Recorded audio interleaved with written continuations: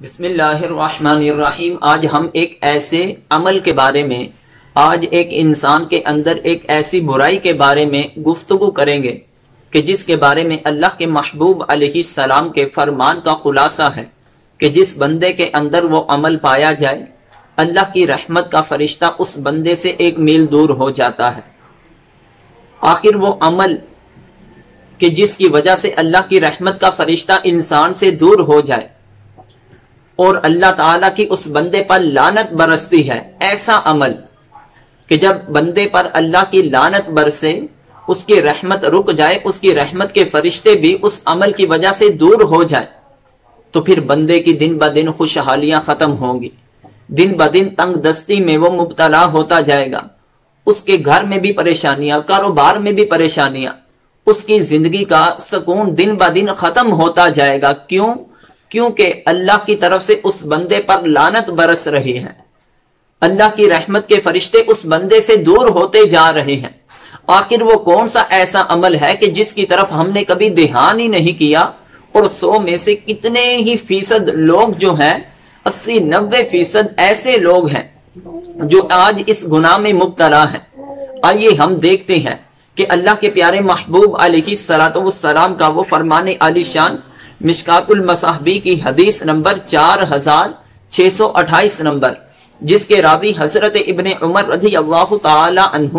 انہوں نے فرمایا قال رسول اللہ صلی اللہ علیہ وسلم اذا کذب العبد تباعد عنہ الملک میلا من نتن ما جاء به رواہ الترمذی۔ مشکات المصابیح میں سنن ترمذی شریف سے حدیث نقل کی گئی کہ اللہ کے محبوب علیہ السلام نے ارشاد فرمایا کہ جب بندہ جھوٹ بولتا ہے تو اس بندے سے فرشتہ 1 میل دور ہو جاتا ہے۔ قاری ملا علی قاری فرماتے ہیں کہ نیکیاں لکھنے والا، برائی لکھنے والا فرشتہ نہیں، بلکہ جب انسان جھوٹ بولتا ہے، اس جھوٹ بولنے کی وجہ سے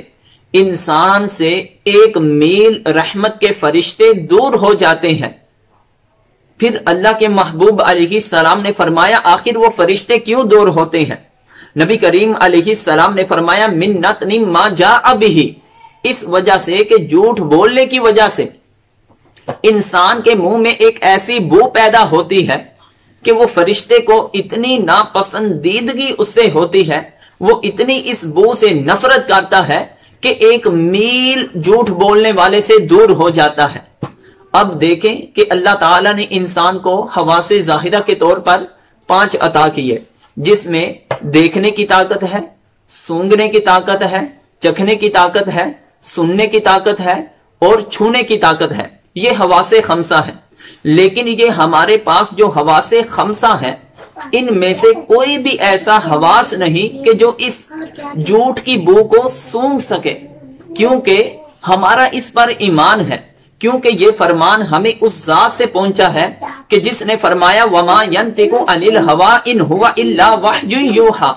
کہ اللہ تعالیٰ کی ذات نے اپنے محبوب کے بارے میں فرمایا کہ میرا محبوب تو اپنی خواہشات سے کوئی کلام کرتا ہی نہیں، جب بھی وہ کوئی بھی گفتگو کرتے ہیں، اپنی زبان سے کچھ بھی کلمات بولتے ہیں جو اللہ کی طرف سے ان پر وحی کی جاتی ہے، جو حکم ہوتا ہے وہ تو وہی لوگوں تک پہنچاتے ہیں، لوگوں کو وہی احکام بیان کرتے ہیں۔ تو لہٰذا اللہ کی بارگاہ میں یہ آج ہمیں